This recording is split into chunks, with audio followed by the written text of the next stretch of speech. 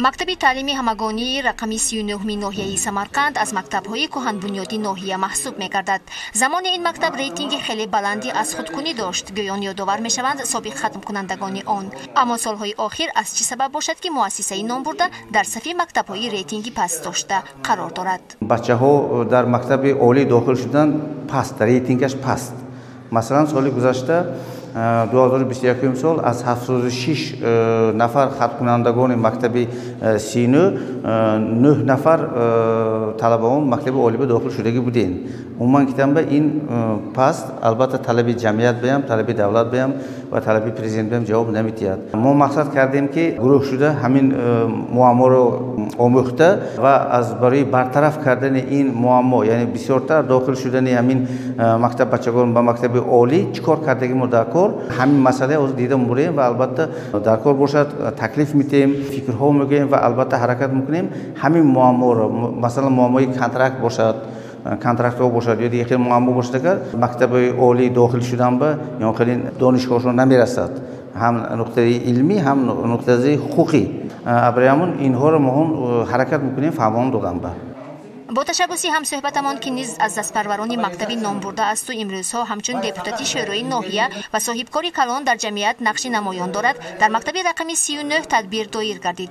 تدبیر مذکور به آینده فرزندانمان بفرق نباشیم نام داشته در آن مدیر شعبه تعلیمی ناحیه بهریدین مردانوف، دکانی فاکولته تعلیمی تا مکتبی دانشگاهی دولتی سمرقند صناعت زاهد و پدر و مادران، فعالان، ترغیباتچیان معنویت، آموزگاران و دانش آموزان و خادمان وسایط اخباری عمومی اشتراک نمودند. سرول دپوتات عبدالجبار عمروف به سخن برآمده از حالت درجه داخل شوی ختم کنندگان سالی سپری به مکتب‌های عالی که از 76 نفر 9 نفر را تشکیل نموده بود اظهار نگرانی کرد. با آوردن چند مثال از آوان مکتبخانه‌ای خود شرایط‌های زندگی آن دوره را با شرایط‌های خوبی امروزه مقایسه نمود تا اینکه به نسل نورس عبرت گردد. سبب و عامل‌های به تعلیم بفرق بودن خوانندگان را با حاضرین جستجو نمود. رهبریت مکتب یکچند سبب‌های این حالت را به ما چنین ارزیابی نمودند.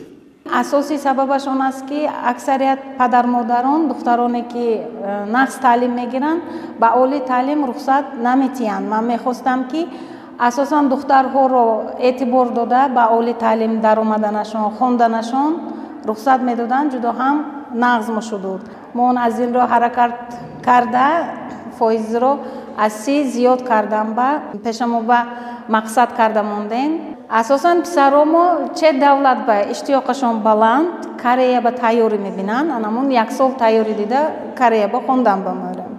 پارسالا بچه من این سال کاریا به رفتن 3 نفرشون. مسئله کنترکت طول کرده نمیتونن، به همین سبب دخترای نیمونن خوندن با. مدیر شعبه تعلیم خلقی ناحیه بهریدین مردانوف نیز به سخن برآمده عاید امکانیت، امتیاز و اصلاحات و نوگانی‌های از جانب حکومت نسبت خوانندگان اندیشیده شده را یادرس نمود. از جمله عاید داده شدن کردیت‌های بفایز امتیازدار به دانشجویانی که در اساس شرطنامه یعنی کنترکت تعلیم می‌گیرند حرف زد.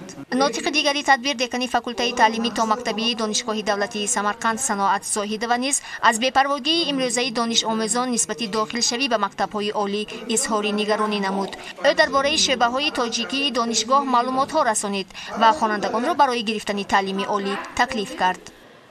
من بعد از مکتب ختم کردن اینستیتوت درآمدنی و فاکولته بیولوژی حاضر کیمیا و بیولوژی را از خود کردم. بعد از درس با مکتب تیاری می‌بینم. علم خودم زیاد کیسه. نیتم آینده به فکر درآمده تمام کرده معلم شدم.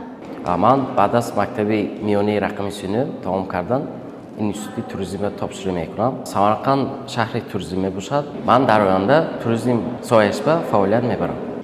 در جریان جمع آمد با ختم کنندگان مکتب ملاقات آزاد تشکیل گردید. نقشه های آینده جوانان، معماهایی که سدی علم آموزی آنهاست، تکلیف و پیشنهادات دانش آموزان از زبان خودی آنها شنیده شده، وابسته به حل و فصل این معماها یک چند تدبیرها اندیشیده شد. از قبیل تشکیل نمودن فوندی مخصوص برای رشد مکتب، جلب رپتیتوران نامی به مکتب و امثال اینها. همه آنهایی که در جمع آمد نطق ایراد کردند، عاید افضلیت های علم و هنر حرف زدند و تاکید نمودند که شخصی که علم دارد صاحب معرفت است در جامعه جای مناسب خود را می‌یابد. دلربا نظر و فروخ یلداشف زمیر نورو مخصوص برای اوریون.